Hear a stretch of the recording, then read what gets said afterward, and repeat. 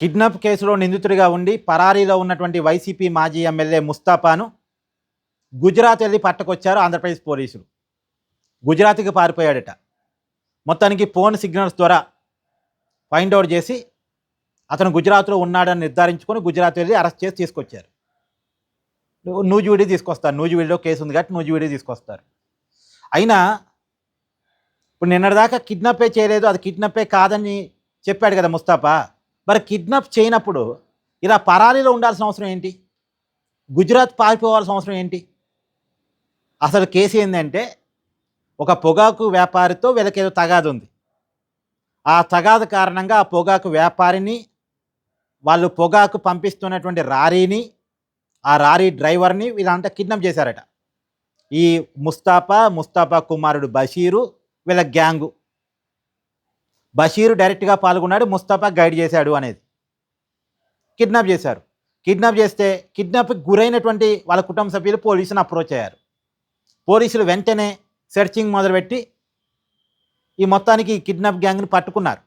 కానీ ఈ ముస్తాఫా పరారైపోయాడు, ఈ ముస్తాఫా కుమారుడు బషీరు పరారయ్యాడు.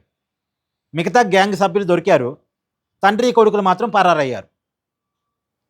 పరారీలో ఎక్కడున్నారు సరే తెలుసుకొని ఇవాళ ముస్తాఫాను పట్టుకొచ్చారు, గుజరాత్ నుంచి పట్టుకొచ్చారు. అప్పుడు ఆ రోజు ఏం చెప్పాడు ముస్తాఫా? ఇది కిడ్నాప్ కాదు, ఏదో మాట్లాడుకుంటాను అని చెప్పాడు. మరి కిడ్నాప్ కానప్పుడు పరారవ్వాల్సిన అవసరం ఏముంది? అంటే ఎవరి చెవిలో పూలు పెడదాం అనుకుంటున్నారు? ఇప్పుడు ఈ అరెస్ట్ను కూడా జగన్మోహన్ రెడ్డి గారు ఖండిస్తారేమో. ఏముంది, అనుకోకుండా కిడ్నాప్ చేస్తే దానికి కూడా కేసులు పెడతారా? వాళ్ళకు ఉన్న గొడవలండి. వాళ్ళు ఏదో కిడ్నాప్లు చేసుకున్నారు అని జగన్మోహన్ రెడ్డి గారు దీన్ని కూడా సమర్థించే ప్రయత్నం చేస్తే మనం ఏం చేయలేం. మొత్తానికి కిడ్నాప్ కేసులో నిందితుడిగా ఉన్నటువంటి ముస్తాఫా పరారీలో ఉంటే గుజరాత్లో ఉన్నాడన్న విషయాన్ని తెలుసుకొని నూజివీడు పోలీసులు గుజరాత్ వెళ్ళి పట్టుకొచ్చారు. కానీ మాజీ ఎమ్మెల్యేలుగా పనిచేసిన వాళ్ళు, మాజీ మంత్రులుగా పనిచేసిన వాళ్ళు, మాజీ స్పీకర్లుగా పనిచేసిన వాళ్ళు పరారీలో ఉన్నారంటే కొద్దిగా వినటానికి ఇబ్బందిగా ఉంది. ఇప్పుడు ఏదో బయట దొంగలు పరారీలో ఉన్నారు అంటే అది వేరు. కానీ ప్రజాప్రతినిధులుగా పనిచేసిన వాళ్ళు కూడా పరారీలో ఉన్నారు అంటే చాలా ఎబ్బెట్టుగా ఉంది వినటానికి, చాలా నీచంగా ఉంది వినటానికి. ఏంటండి పరారు కావటం?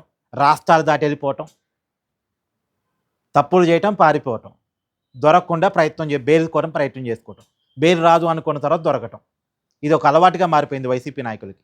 అరెస్ట్ అయ్యాక మళ్ళీ సింపతి గెయినింగ్, ఇదంతా రెడ్ బుక్ అరెస్టు అంటాం. జగన్మోహన్ రెడ్డి గారు దాని మీద మాట్లాడటం ఏంటో.